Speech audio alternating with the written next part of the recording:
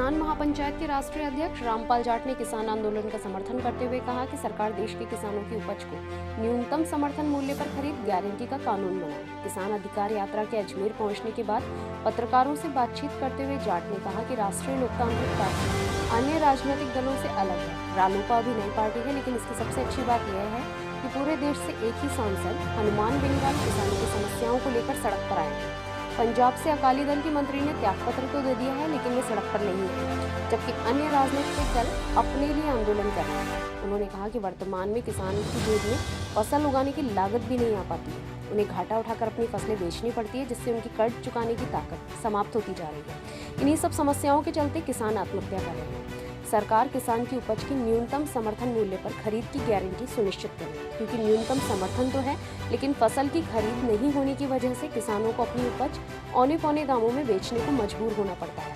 और सरकार ने जो बिल बनाया है उससे खेती के क्षेत्र में भी कॉर्पोरेट का रास्ता साफ हो रहा है, जिससे किसानों को और ज्यादा नुकसान उठाना पड़ेगा। अभी किसानों को उनकी उपजों के वे दाम भी नहीं मिल रहे जिनको भारत सरकार न्यूनतम कहती है। इसलिए लागत भी किसान की जेब में वापस नहीं आ रही है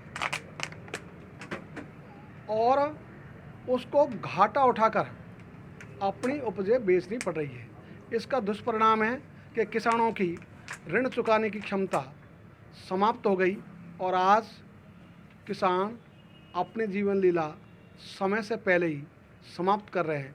इसके लिए हमने निरंतर मांग की सरकार से कि वह किसानों की उपजों की न्यूनतम समर्थन मूल्य पर खरीद की गारंटी के लिए कानून बनाएं। और हमारे माननीय प्रधानमंत्री जी निरंतर कह रहे हैं न्यूनतम समर्थन मूल्य था, है और रहेगा। हमारा दर्द ये है कि न्यूनतम समर्थन मूल्य तो है, लेकिन उसमें खरीद नहीं हो रही और खरीद नहीं होने से किसानों को अपनी उपज औने पौने दामों में बेचनी पड़ रही है। इसको सही करने की ज़रूरत है और इसी के लिए आज पूरे देश में किसान आंदोलनरत है और इसमें इस मांग के साथ जो सरकार ने उल्टा काम किया था, न्यूनतम समर्थन मूल्य पर कानून बनाने की बजाय 3 नए कानून ले आई, जिससे खेती के कॉर्पोरेटीकरण का रास्ता साफ हो रहा है।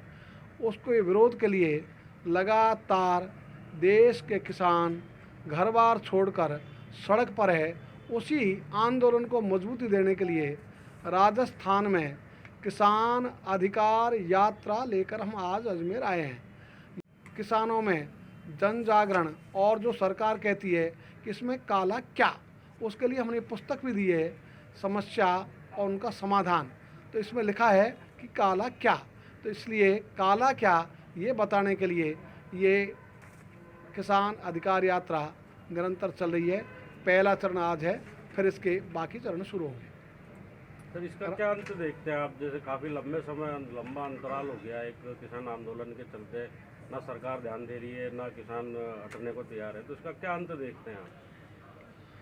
अभी सरकार अड़ी हुई है अपनी बात पर। उन्होंने अहंकार की पट्टी अपनी आंखों पर बांधी हुई है, इसलिए वे अभी मानने को तैयार नहीं है और किसान निरंतर है सत्याग्रह पर। अंततः जीत तो सत्याग्रह की होगी, जो सत्य के प्रति आग्रह, जीत उसी की होगी।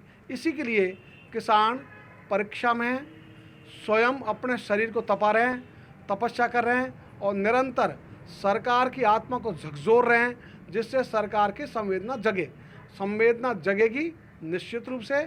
और सरकार को किसानों की ये उचित बात है माननी पड़ेगी।